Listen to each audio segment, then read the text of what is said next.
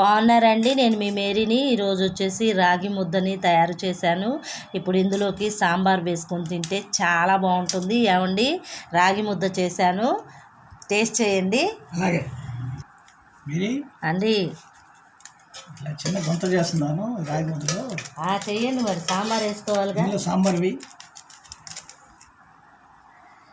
సాంబార్ వేసుకొని ఇందులో తింటే సూపర్గా ఉందండి. నేను టేస్ట్ చూశాను ఇప్పుడే. ఫ్రెండ్స్, నిజంగా చాలామంది ఇష్టపడుతూ ఉంటారు సాంబార్ కానీ మటన్ కర్రీ కానీ వేసుకొని తినాలని. మేమైతే సాంబార్ వేస్తున్నామండి.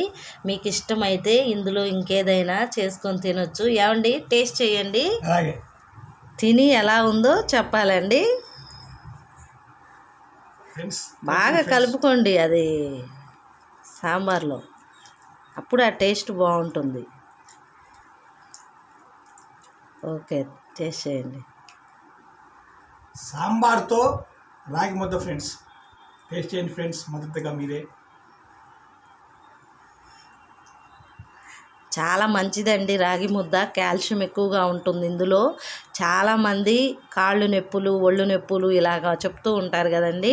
అలాంటి సమయంలో మనము రాగి పిండి తీసుకోవటం చాలా మంచిది. వెనకటి కాలంలో రాగి ముద్ద అందుకే తినేవాళ్ళండి. మునక్కాయ కూడా తినండి అండి. చాలా బాగుంది. థ్యాంక్స్ అండి. చాలా చాలా బాగుంది కాంబినేషను, మంచి కాంబినేషన్, చాలా టేస్ట్గా ఉంది.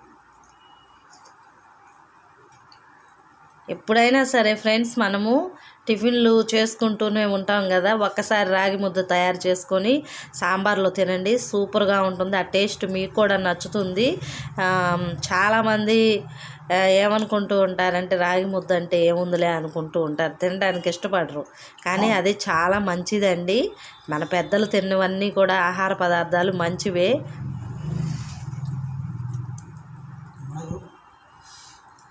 ముక్క కూడా సూపర్గా ఉంది.